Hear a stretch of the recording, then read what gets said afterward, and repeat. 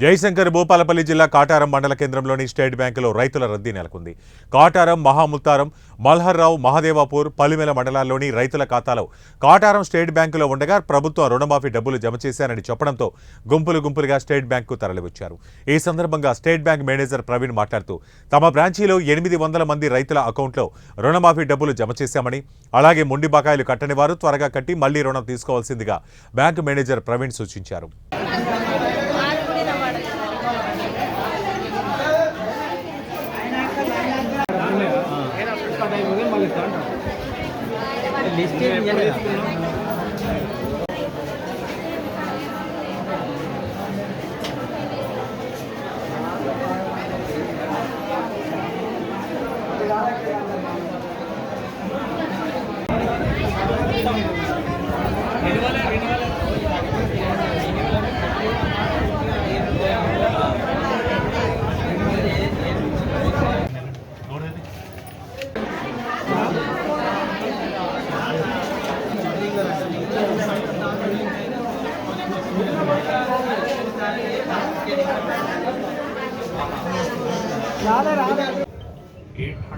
Accounts కి మాఫీ పడ్డది 800 మంది.